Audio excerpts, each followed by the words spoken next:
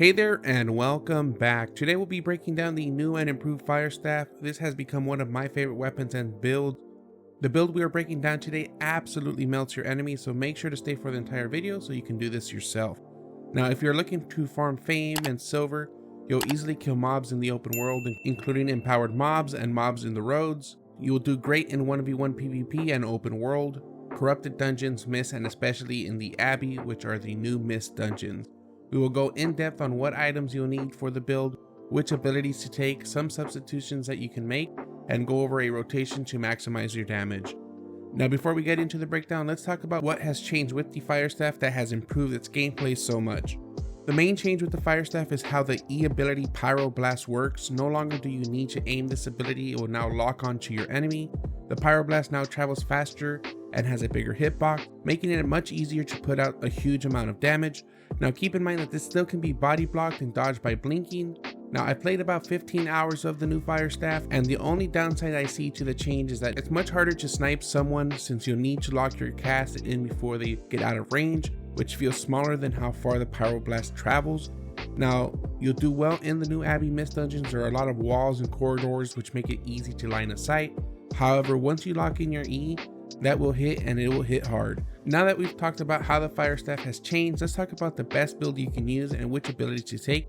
This also takes into consideration all the recent changes to items, so without further ado, let's get into the build. For your helmet slot, you have the option between two. With the nerf to Hunter Hood and the buff to CULTIST COWL, I'd recommend going with CULTIST COWL for PvE. You'll want to take Inner Corruption for your D. Inner Corruption has received a PvP buff as well, so it can no longer be reflected.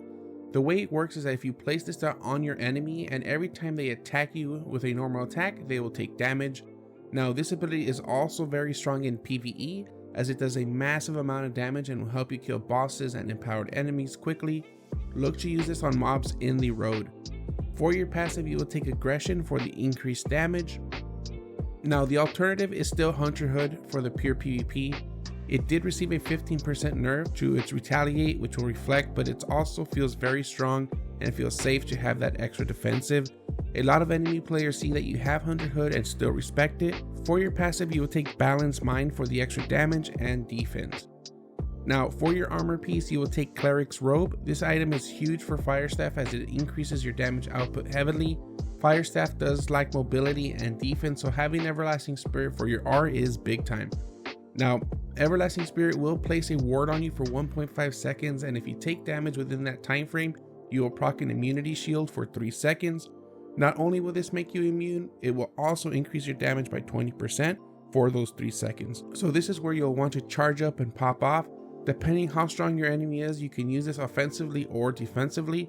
For your passive, you will take Aggression for the increased 8% damage. Now the reason we're all here is for your Fire Staff.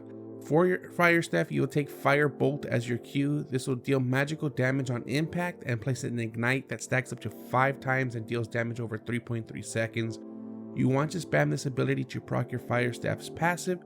For your W, you will take Fire Artillery, which will throw fiery orbs to your enemy every 1.5 seconds for 3 seconds while channeling.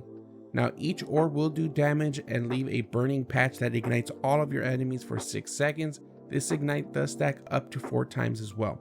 Now your E is Pyroblast, which charges up and channels for up to 1.2 seconds. The Pyroblast does damage on impact, and depending how long you've charged it, the more damage that it will do. One thing to know is that if you charge this up for the full 1.2 seconds, it will knock back your enemy. This ability is now locked onto your enemy. The only way to miss is if they blink or it gets body blocked. Now your passive is Aggressive Caster, which increases your cast time after 4 spell casts by 40% for 3 seconds. This ability is huge and will allow you to spam your Q.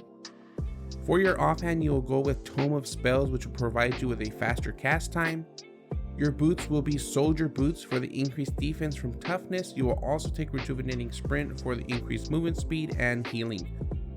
Now for your cape will be Keeper Cape, which activates when you are below 70% health and increases your damage by 50% for 6 seconds. When it comes to your consumables, I would recommend going with the Healing Potion as well as Beef Stew for the increased damage. Now that we've broken down the build, let's talk about a rotation and what to expect. When fighting in a corrupted dungeon or open world, you want to make sure that you keep your distance and poke as much as you can before your enemy engages. You can do this with your W, fire artillery. If you see that they have reflect, you'll want to kind of try to bait it out before using your E. If the enemy jumps on you, use your reflect and then pop your R to become immune and then fully charge up your E into a Q1 spam. If you see that your enemy is trying to escape, make sure to lock your W on them. This build has been very good to me and I've really enjoyed playing it, especially in the Abbey.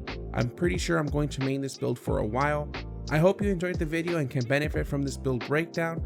Make sure to like the video and subscribe to the channel. If you want to see me live, I stream every day from 9 AM to 12 PM Central or 2 PM to 5 PM UTC on twitch.tv/Donnie956. So make sure to stop by and say hello.